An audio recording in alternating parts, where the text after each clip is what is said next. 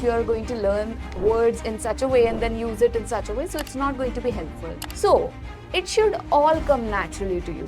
Whenever you're learning a new word also, try memorizing and using it on daily basis. Try giving a 30 days gap at least in which you're learning and using those words. If you just instantly try to learn and use it in the exam, so that's not going to come naturally to you.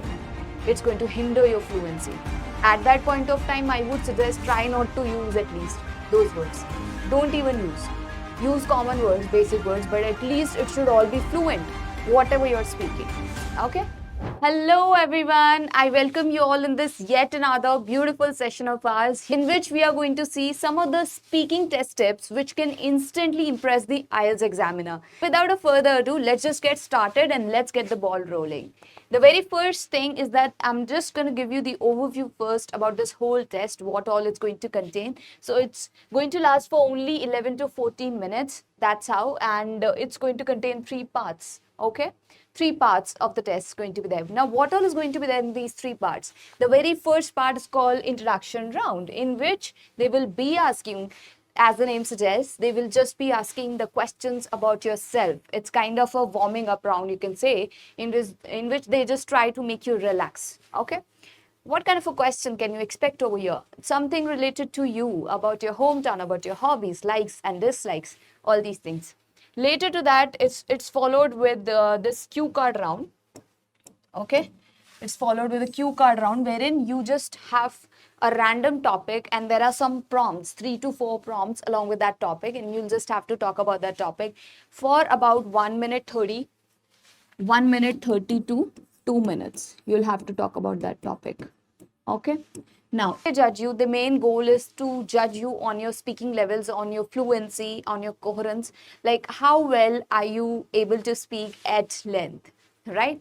And next is part 3, in which it's called a discussion round or follow-up discussion kind of a round, wherein you again be asked one by one the questions for the topic. Like the topic is going to be same which you had in your part 2.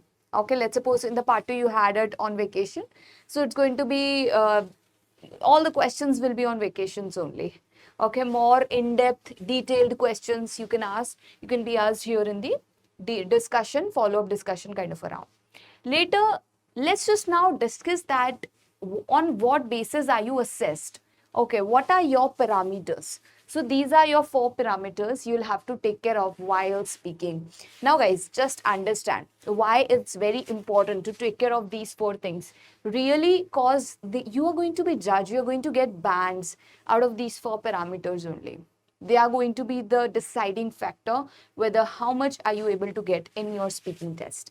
So let's just understand them precisely and let's just know that what all are the things there which we need to take care of while speaking.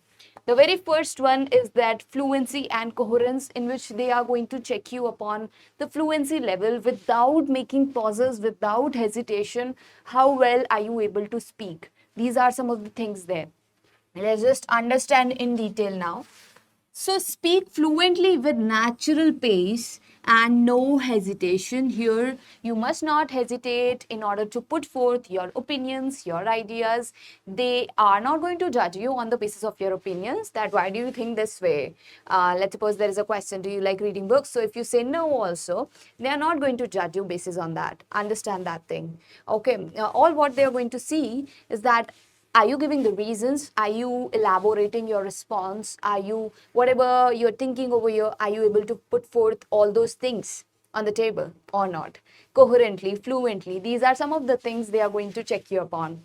Now, use a wide range of advanced vocabularies, but that too naturally.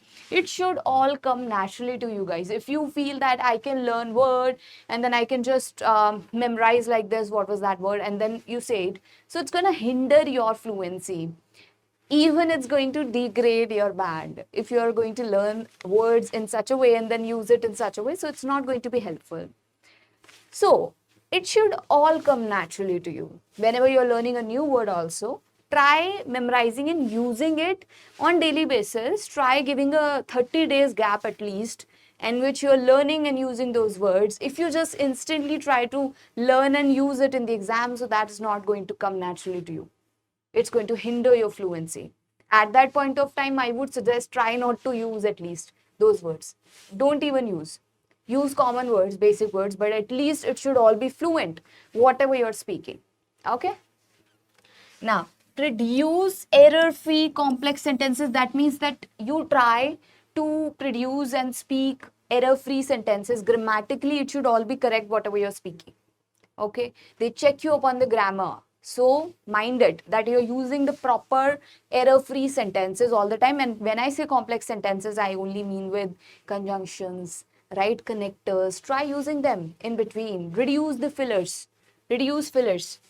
Show clear natural pronunciation whenever you are speaking. Try to speak without making any pronunciation error as well. Whenever you're learning a new word, try to learn the pronunciation as well. The correct pronunciation of that word should always be there. Now, demonstrate coherent and logical flow of the idea. See, whatever you're speaking upon, you must be very clear for that what you're speaking. You must be very clear. If you aren't itself not clear, then how can you make the other person understand what you're trying to say? That's why always try to speak with the sequences. Try to fill in some sequential words in between. Firstly, secondly, moreover, furthermore, like that. Okay? Next to that is fluency and coherence. So don't pause for ideas, okay? Don't pause for ideas. Don't pause for ideas. Train your mind to think in English. So it's all about training. It's all about training your mind. You have to make your mind ready that I'm going to answer spontaneously whatever question comes to me. Okay? To whatever the question comes to me, I'm going to answer spontaneously. I am not going to get enough time to prepare. And here definitely, trust me, you're not going to get enough time to prepare. Train your mind like this, that I have to start thinking in English. It should all be aligned, like whatever you're thinking and whatever you want to speak. It should all be, both the things should be aligned. And then you will always speak fluently in English. So you have to train your mind for that. Use connectors. I already told you, like actually, in fact, as far as I'm concerned, or to be honest, what I mean is, and avoid fillers. Try avoiding fillers. You can use fillers, but not that greatly. Okay, majorly you don't have to. You have to minimize the usage of using fillers. Now, maintain a natural rhythm. Okay, rhythm, when I say neither robotic nor too fast, you have to learn to balance while speaking. Not too fast, not too slow. You have to have that balance. Clear? Now, next to that is, for example, let me give you one example. What do you do? I'm currently working as an English trainer. It's quite fulfilling because you get to interact with different people every day and help them to express themselves confidently. Now, that's how you have to speak here. Okay, express yourself with confidence. Even if you're not having it from inside, it's okay. You have to fake it. Okay, till the time you're making it for real. Now, lexical resource. When I say lexical resource, I mean with vocabularies, the kind of words you're using. So I've already stated that it should all be naturally coming to you. It should all be natural. Now, idiomatic language is also something which you can use, and avoid repetition, guys. Synonyms you have to use all the time. Repetition isn't something which is accepted over here. It's not allowed. So try using synonyms to whatever you are speaking. If there is a word important which you have to use again and again. If there is a word and, you have to use again and again. So try finding some alternatives instead of repeating them. Clear? Next, grammatically, you must always be correct. Use active, passive voice effectively. Use complex sentences and tenses whenever you are using. It should all be error-free. Clear? Now, pronunciation. Let's focus on that. So, your pronunciation should always be clear. You should focus on the clarity. Okay, stress and intonation. So when I say intonation, what do I mean? See, start doing shadowing exercises. It's going to be really helpful to you. Why? Learn to have intonation in your voice, the highs and the lows. When you have to level up, when you have to again come down, you must know, you must understand all these things while speaking. It's going to be really helpful. Okay. Now, emphasize content words like noun, verb, adjectives, and don't fake accent. Okay, speak naturally, but it should all be clear. If your accent is really nice, so it's really good. It's a cherry on the cake. But if it's not, if it's just a normal accent, also it's totally fine. Okay, as long as you're fluent, as long as you are able to express yourself clearly with clarity. Now let's just see some common mistakes to avoid. So please stop giving memorized or robotic answers. Okay, do not ever try to learn the answers. Instead, you just try naturally answering those questions. Okay. Now, speaking too fast. You're speaking too fast. Either you're speaking too fast or too slow. Try to avoid this. Using informal slangs like kinda, gonna, wanna. Try to avoid these as well, since it's the formal English test. So you try avoid using slangs. Okay, abbreviated forms. Now, ignoring grammar and pronunciation, losing coherence in long answer. So whenever you are answering a long question, whenever you are answering a long questions answer, so try to avoid such things, that you're not using connectors, sequencers in between. Use them. That actually makes your whatever you're speaking response coherent. Okay, now I have come on to those tips which can really impress your examiner. So sound confident. Okay, sound confident, natural and spontaneous. It shouldn't feel, or it shouldn't make him feel like you are memorizing it or you are recalling something, you are thinking upon the ideas. Try to think spontaneously all the time. It's going to be really helpful if you do so. Why? Because if you sound confident, okay, if you're naturally answering to all the things without any memorization or recalling part, and if you already have that ideas, those ideas spontaneously, what can be better than that, right? It can land you a band 9 also. Don't underestimate this thing. It's really helpful. Now use high level yet natural vocabularies. Give example to whatever you're saying. To whatever you're saying. Let's suppose you say something. No, I don't like reading books. No, I don't like watching movies. So why do you say so? What are the reasons? And after the reasons, you have to also provide example. That's a must thing, must always be there. Why? Because it actually gives the evidence. Okay, you are actually supporting to whatever you have said so far. So that's really important. Next, maintain the eye contact. Yet another important thing is try to maintain the eye contact. Try not looking here, there, and if you're slouching also, it's not a good thing. Sit straight and don't look here or there, up and down. Just have that eye contact with him. Okay. And remember, it's a test of communication, not perfection, guys. So you need to focus on this. That even if you're not perfect, it's totally fine. You must be prepared. You must know how to communicate effectively. Okay.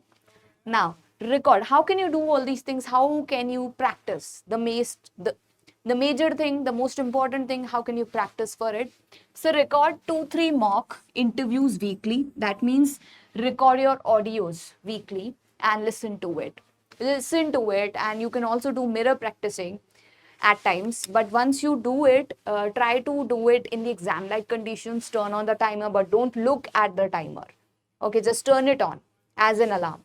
And then once it rings, you just need to see how much have you been able to speak. And sometimes you can also record yourself and just check, listen to yourself once again and figure out that what were the mistakes you were making, which could be replaced with some other things. Okay. Practice cue cards with a timer. I already mentioned. Now analyze sample band 9 answers on YouTube or Cambridge materials. Take feedback from your mentor or trainer. Okay, feedback is really important, guys. Now, after to this, the last key takeaways will be think in English, don't translate. You have to start thinking in English. If you are still someone who's translating each and every sentence one after the other, it's not going to be really helpful. You have to start thinking in English. Now, how to think in English? You have to surround yourself with this English environment.